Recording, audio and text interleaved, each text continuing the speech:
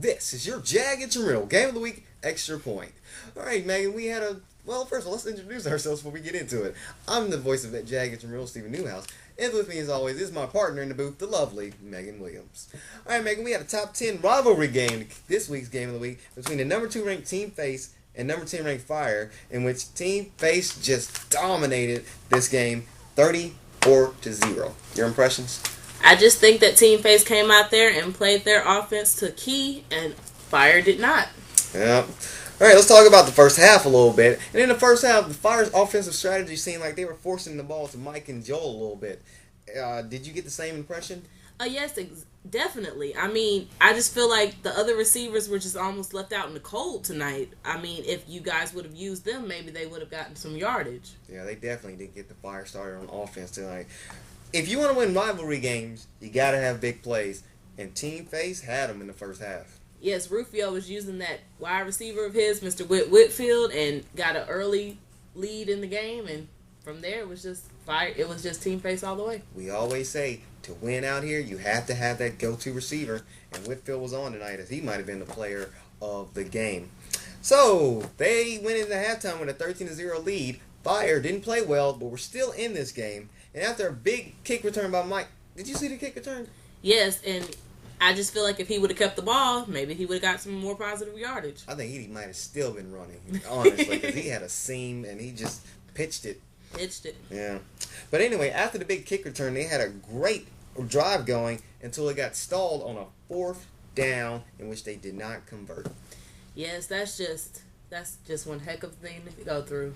Yeah, and I think that just started the end for this team, as it just became a nightmare. Moments later, Mike gone. He got ejected from the game. Later, Ben ejected, shown the door. What happened? I have no idea. I just think that maybe Fire lost their heads out there. Well, they definitely collapsed. And then to put the game on ice, Rufio. We know him as a good quarterback, but showing off the speed tonight. Ran a punt all the way back to the house. Rufio showed his running back skills tonight. Yeah, he was very shifty. And then to make matters worse, Joel catching a great reception in the latter moments of the second half. But guess what? Gets up, rolls the ball to him, says a few words that are not very nice. You get an unsportsmanlike conduct for that. That's one of those times where you just have to suck it up, catch the ball, stand up, and go back to the huddle. Yeah. Well, Fire's going to have to suck it up and get back to playing good, because they're going to have because they're 1-2 right now heading into flex scheduling. Yes, and I think that heading into flex scheduling, they're going to be playing in the lower half of this bracket. So maybe if they can get their offense together, we'll see them in playoffs. Well, they'll surely probably drop out of the SN poll. Team Face sitting there at 3-0. Ranked number 2, got only one first place votes out of 100 this week in the SN poll. I think that's going to change a little bit.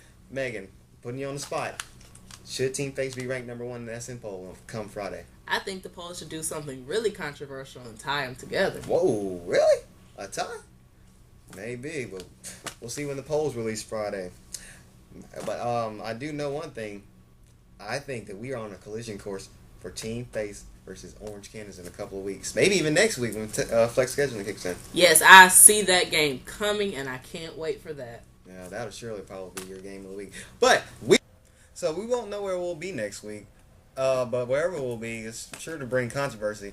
We've had 2 controversial weeks. Week 1, the Vets forfeit their whole season. Week 2, the Fire gets kicked out of their game. What's going to happen in week 3? Who knows? We're waiting on it, though. Well, whatever. It'll be probably must-see TV. Well, we're out of time for today's Extra Point. That's Megan Williams. I'm Stephen Newhouse. And we got no more show. So we'll see you next week on the Jag Intramural Extra Point.